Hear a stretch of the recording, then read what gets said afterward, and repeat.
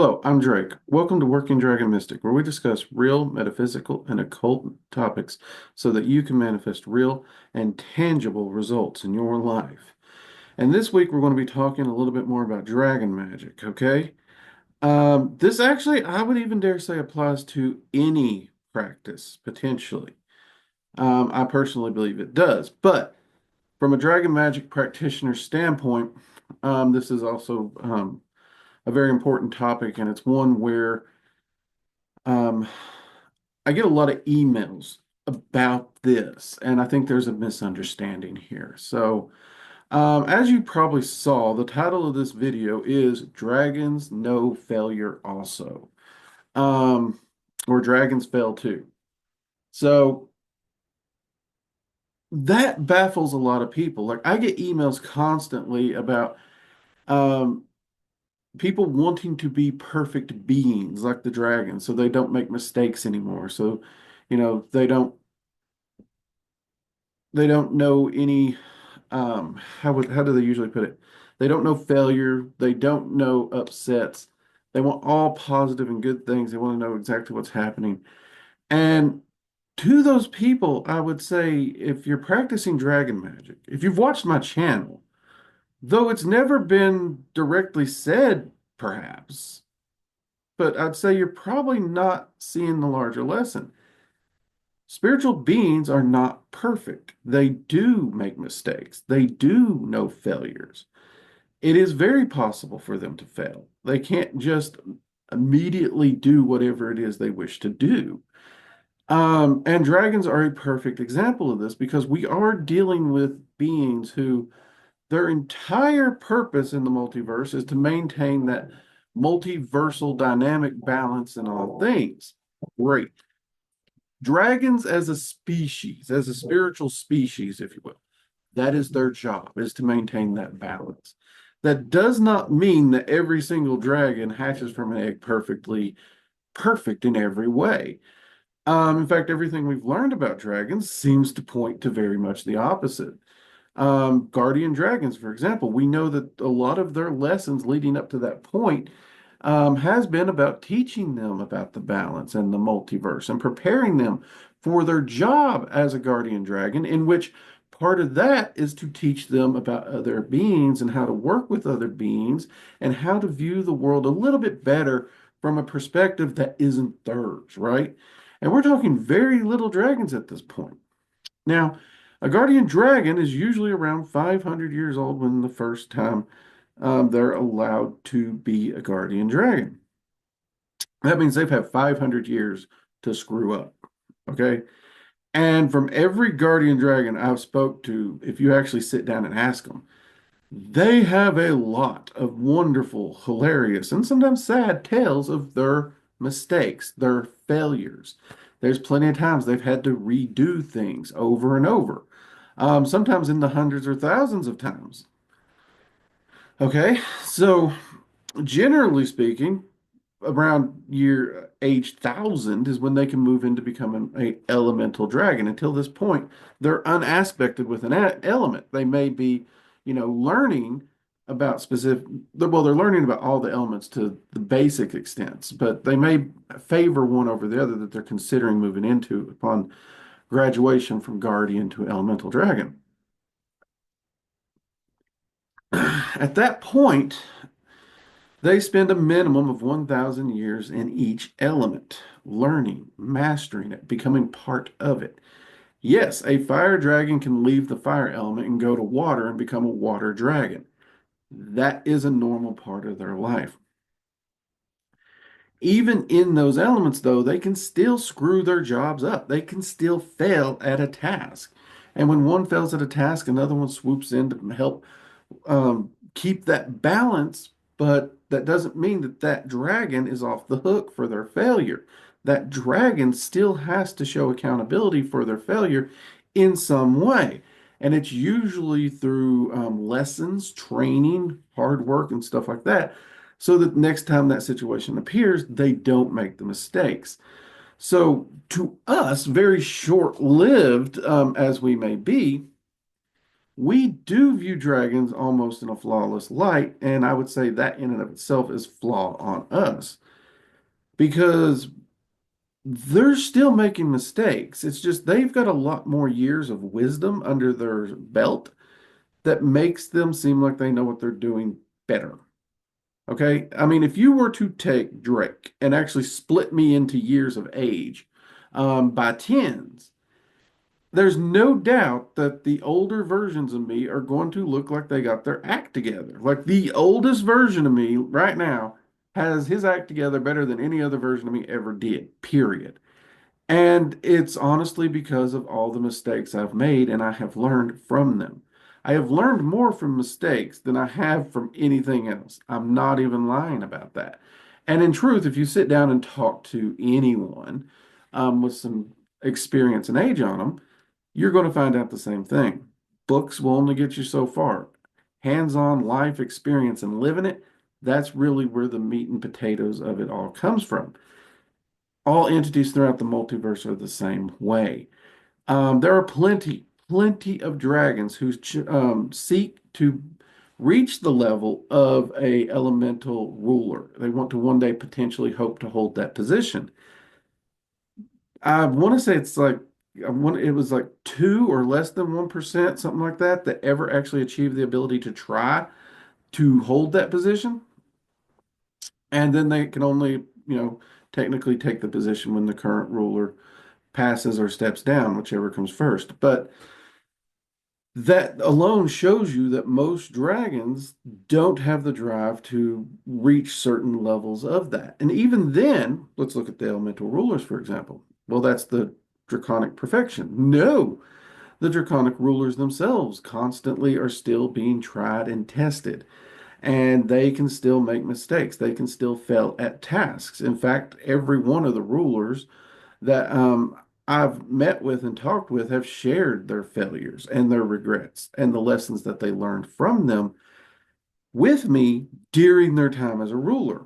They're not perfect in any way.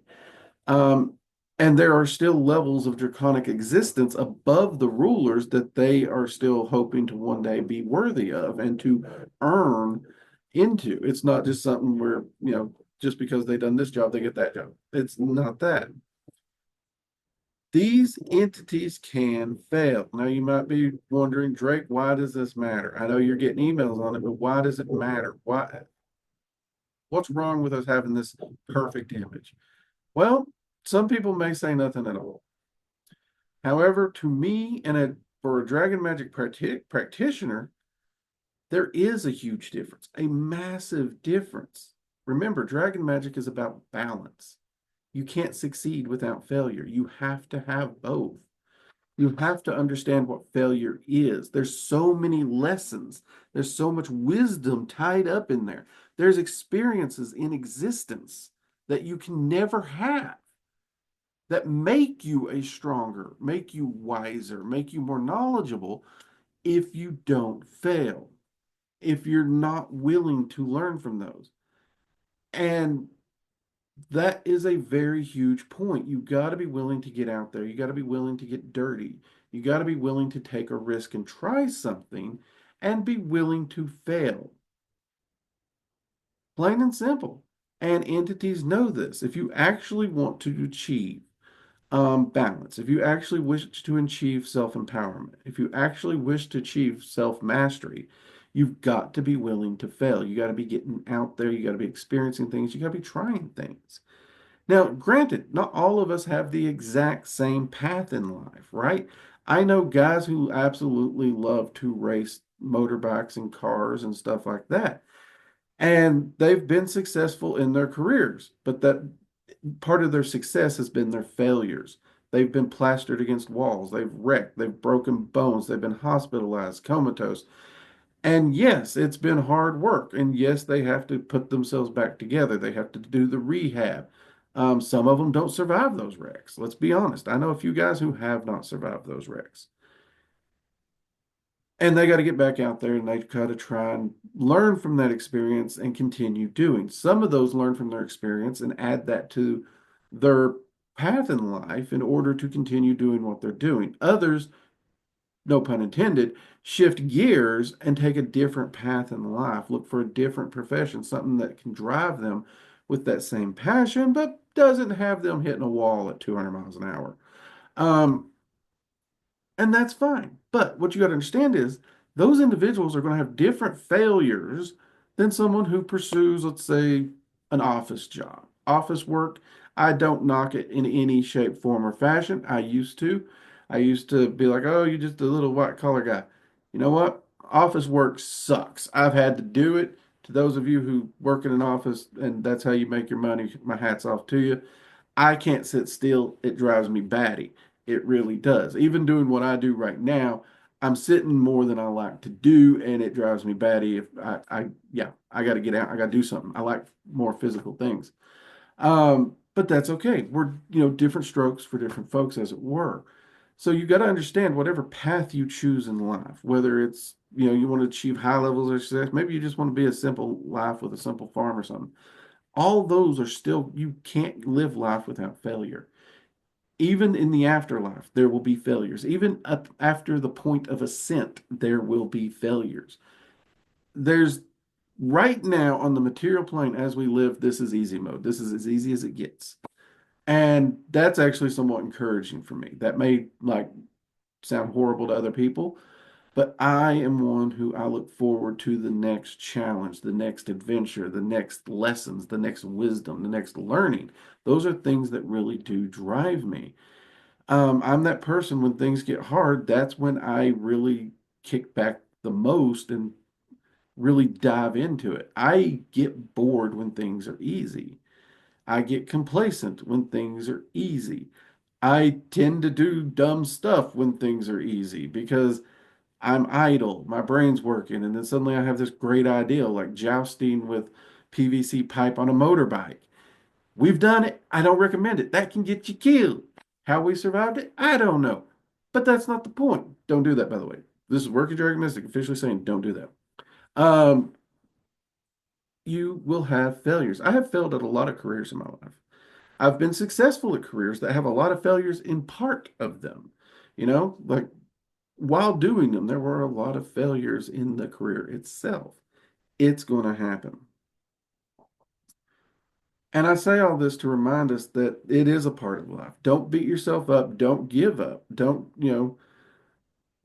pursue your dreams just because you might fail. To the contrary, set out and do it and learn from every time you get knocked down.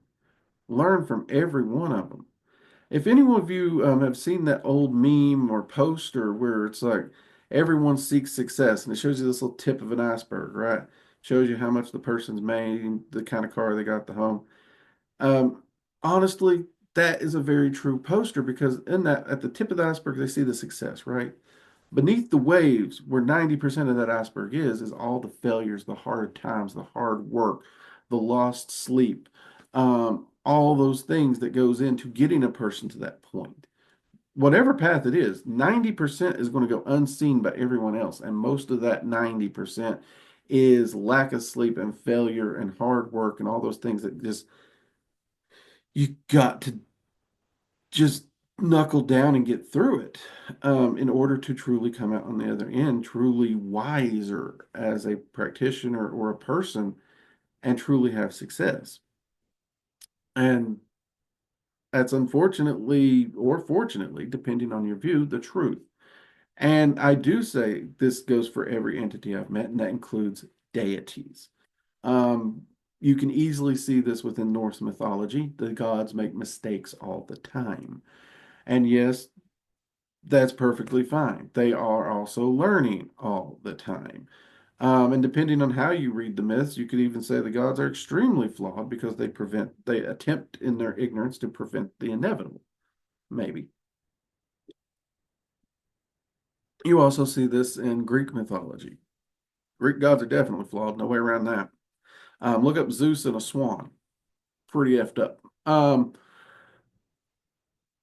So we always, whether you view these entities as literally real, whether you view them as an egregore, or whether you view them as an ideal to teach us lessons or a part of ourselves, they are definitely flawed to some extent. The trick is to learning to understand that just because something has a flaw, just because you fail at something, isn't the end of the world. In fact, it doesn't even make it negative experience. You still can learn something from it. I've never had a bad experience that I couldn't learn something from. That's not going to mean I enjoy the experience. Don't get me wrong. I would definitely say the experience sucked. But instead of it just being a crappy stain on my lifeline, on my life, in that point, I look at it and say, this was a crappy experience. But I also see what I learned in there, that shining jewel that I learned in there. And that's why I don't look at those crappy spots in life as a bad thing. I've been asked plenty of times, is there anything you would change in your life? And in truth, technically, no. All the horrors, all the bad stuff in my life that has happened to me, I wouldn't change because that compare also matched up with the good has made me who I am and has taught me so many things. The one alteration I might make, and I question this because I question how it would change things, is learning what I learned about investing earlier or having the ability and like the apps and stuff that we have today. I don't know how that would have changed things. I know it would have definitely made my life financially easier in the long run for sure, but I don't know how learning those lessons would have changed the roads that I would have traveled. And I may not have traveled those roads. So that one thing might be it, but honestly, I still hesitate because I don't want to change the roads I've traveled. And I look forward to traveling whatever roads are ahead. And honestly, I'm extremely thankful for the dragons. They're the ones that have really helped me to understand that balance of success and failure and working and pursuing and, trying something out when it doesn't work, going back to the drawing board, redesigning it, recalculating, and trying it again till you get it right. That is something that they have really drilled home for me for many, many years now. So do understand, they understand failure, and it is something you can talk to them about because I honestly think that a lot of people are afraid to talk to dragons about failure because they don't think dragons know what it is. And they do. They absolutely understand it. They do. Just as the gods themselves understand what failure is. They're not always succeeding, they're not always perfect. And if that offends any people who are spiritual, I apologize, but I can point you to the myths. Um, so, yeah, there you go. If you have any questions, let me know. Perhaps we'll visit this topic again, but this is something like this week alone, I think I've gotten something like 30 emails pertaining to this. I was going to do a slightly different video, but you know what? I decided this is a lot of emails we got to talk about it. And failure's not a bad thing. It's really not. It isn't. Sometimes you got to actually fall down before you can really understand the true wisdom and the true large picture of what you're trying to do. And when you gain that understanding, not only can you succeed at what you're trying to do, but you'll be better at it than you ever would have been before it. And that's something you can pass on to other people. Something to think on, something to meditate on. Anyway, hope this helps some people out there. And until next time, I'm Drake. Take care. Bye bye.